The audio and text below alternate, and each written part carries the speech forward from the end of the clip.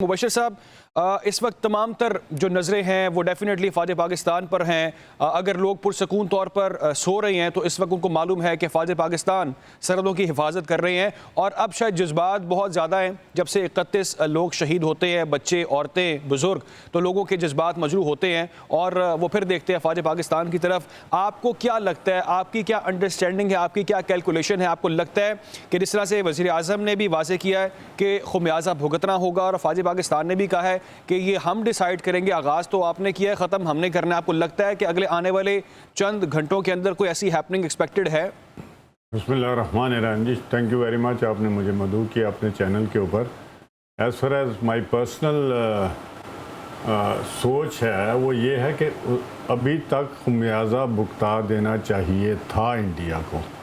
जो रात उन्होंने हमारे ऊपर हमला किया, हमारी मसाजिद के ऊपर हमला किया, हमारे बच्चों को और ख़वातीन को शहीद किया, ज़ख्मी किया, मासूम लोगों को।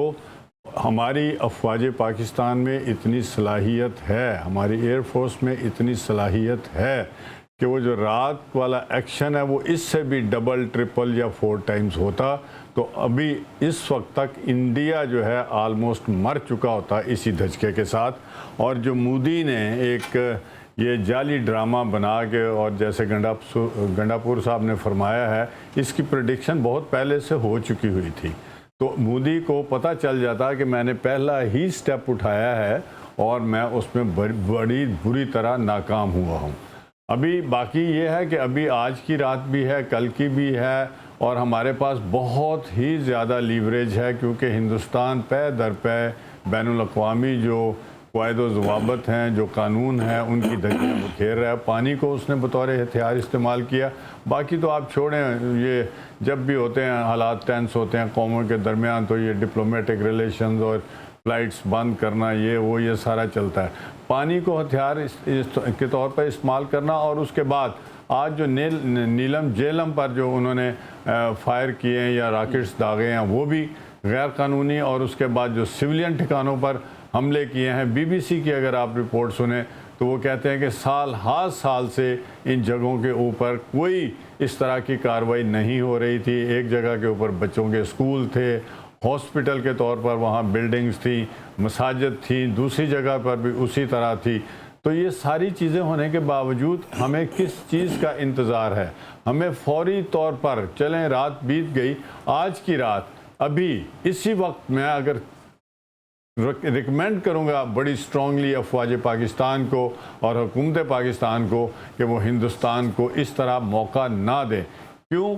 ये सारे जवाब हमारे पास हैं, इखलाकी जवाब हमारे पास है। जब अक़वाम आपस में लड़ती हैं तो इखलाकियात हो तो फिर वो लड़े ही ना। हिंदुस्तान ने हमारे ऊपर हमला कर दिया, इखलाकी इक़दार होती तो वो करता ही ना। अब हमने अपनी जो हमारी पॉलिसी है टिट फॉर टैट, उन्होंने हमारे ऊपर हमला किया, हमने उसका जवाब देना है। एक सवाल ऐड कर दूं, एक ही सवाल ऐड कर दूं, मैं आपकी इसी बात के अंदर एक सवाल छोटा सा ऐड कर देता हूं, उसके बाद में प्रोफेसर शबीर पे जाऊंगा। ये कहिएगा कि ऐसा मुमकिन है कि भारत एक और हमला भी कर सकता है, क्योंकि ऐसी रिपोर्ट्स भारतीय मीडिया पर चल रही हैं कि शायद अब वो कोई और मजीद स्ट्राइक्स के प्लान भी कर रहे हैं, तो ऐसा भी मुमकिन है? क्यों नहीं? अगर आप उनको टाइम देंगे तो वो क्यों नहीं करेगा? वो एक जो है ना, वो बावला इंसान है। वो चाय पीने वाले का जो जहनी सोच है वो बदल नहीं सकती। हमारा दीन जो है हमें जात पात नहीं सिखाता, मगर उसने जो गलियों में धक्के खाए हैं उसकी जहनी कैफियत एक जहनी मरीज़ जैसी है।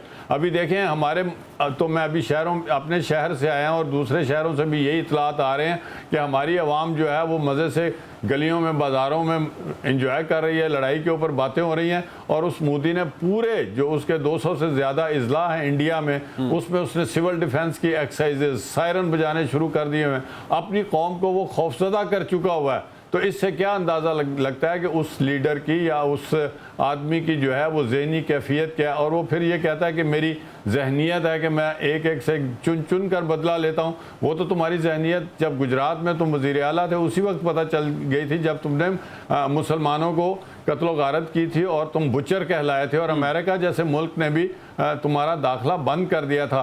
तो इस तरह की जो इंडिया की सो कॉल्ड लीडरशिप है, इसको टाइम देना, इसको टाइम गेन कराना, मेरे हिसाब से ये पाकिस्तान के लिए शायद इतना अच्छा ना हो।